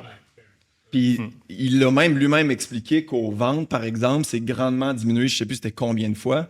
Puis en l'écoutant, ce fameux podcast-là, pour pas le shout-out, mais au final, il aurait dû pile à ce moment-là le nuancer puis le dire. Contrôler ce kilo-là que tu as ici versus contrôler le kilo ou la gramme que tu as dans les pieds. Il y en a un que c'est genre de l'argent, puis il y en a un que c'est comme toute ton alimentation, ton fuel, ta santé mentale, ta santé physique, ton contexte social, socio-économique, là, je gosse, là, mais au final, ça revient quand même à hey, c'est pas pantoute le même leverage qu'on a là-dessus. Là. Fait que c'est pas une bonne comparaison selon moi, mais c'est pas faux de dire que le poids d'un soulier ou le poids dans les pieds finalement peut faire une différence, mais c'est ça. Merci, man. Quand à l'université, on avait les 3 F pour savoir si on allait bien performer à une compétition, c'était le fit, fast, fuckable. Puis fuckable, c'était quelque chose de très arbitraire où est-ce que fallait que tu te files. Si tu te files, t'es vite, man. Si tu te files, t'es good. Fait que des fois, on se faisait une moustache. Et puis genre, hey, la moustache, tu sais quoi, mais je me file. Faut se raser les bras, faut se raser les jambes. Je me laisse la stache, man. Parce que je suis en confiance. Quand je suis rasé au bic d'en face, j'ai l'air d'un bébé, je me sens pas bien, je me sens pas en confiance. Je me fais une stache, je me sens en confiance. Je suis jacked up du haut du corps, je me sens en confiance. T'es plus vite, c'est sûr. C'est sûr, man. C'est sûr, je suis d'accord. Ben, il y a des études sur les vêtements. F, man. Il y a les études sur les vêtements. Si tu as un outfit qui te met en confiance, tu vas plus performer que si tu en as un que tu es habillé comme Exact. une guenille. Fait que Une guenille. Une guenille. Fait que c'est la même chose pour la statch. Yes, fait que je te laisse... Hey, yes, ben pour terminer ça, on va passer un autre 45 minutes à vous parler de cette étude-ci qui mesure... Non, c'est pas vrai. Non, c'est drôle parce que je regardais un feed puis j'ai vu celle-là passer. C'est une étude de 2019 qui comparait courir, parce que là, on est dans le crew, évidemment. Fait que là, il y a des tapis roulants. Puis là, nous autres, on vient d'ouvrir notre saison de course sur tapis roulant. Est-ce que courir sur tapis roulant, c'est aussi efficace que courir à l'extérieur, PH? Je vais reprendre la réponse que Blaise t'avait donnée, Alexis, à ton podcast. Presque. En effet, au niveau de l'économie de course, il y a une meilleure économie à l'extérieur, mais c'est quand même comparable. Les fréquences cardiaques, la perception d'effort, selon plusieurs études, sont pareilles et les paramètres biomécaniques sont similaires. La seule chose qui est différente, c'est les tapis non motorisés, les curves. Là. Ça, on les aime pas, puis c'est pour ça qu'on les a pas ici. Là, ça augmente ton VO2, ta perception d'effort, ta fréquence cardiaque. Bref, courir sur le tapis, c'est très efficace. Fait que si vous n'avez pas essayé le crew, venez essayer. On a notre nouvelle saison qui commence lundi. Vous pouvez aller sur le site, acheter des séances par bloc. On vend des tests de lactate, des évaluations fonctionnelles pour évaluer votre mécanique de course puis votre mobilité, votre stabilité. Et plein de gear comme qu'est-ce que je porte présentement, comme qu'est-ce que lui porte présentement. C'est legit, hein, ces crewnecks-là. Ouais, c'est rendu mon prêt. Ouais. C'est du Lululemon. Ouais, fait que c'est efficace. Ouais. Fait que allez voir notre offre de service, puis on se revoit ici pour des belles séances d'intervalle. Dans le début de semaine, on fait toujours de la vitesse. Dans la fin de la semaine, on fait toujours du tempo. Fait que vous en avez pour votre compte. Même si vous avez un coach, vous pouvez venir pareil parce que on y va progressivement à travers l'année. On vous commence pas à 140% de votre VO2 max à la première séance. On y va vraiment progressivement. Fait que même si tu as un coach, tu peux venir pareil, inclure ça dans ta routine, puis convaincre ton coach que c'est une bonne idée aussi. Fait que on se voit sur les tapis roulants. Moi, je suis vendu, hein, vous le savez. On est ici en ce moment en train de faire le podcast, fait que ça en dit long. Mais moi, ma course, depuis que vous êtes ouvert, mon niveau de course à pied, tu l'as vu, on a couru ensemble l'autre fois. Là, je suis plus du tout le même coureur que j'ai déjà été. Là. Puis ça l'a tout changé. Parce que les trainings d'intensité passent en un claquement de doigts. C'est le fun. Tu viens ici, t'en fais plus, t'en fais en gang. C'est vraiment de la bombe. Fait que checkez ça, gang. Merci de votre présence. Merci de votre présence. C'était super cool. Merci beaucoup.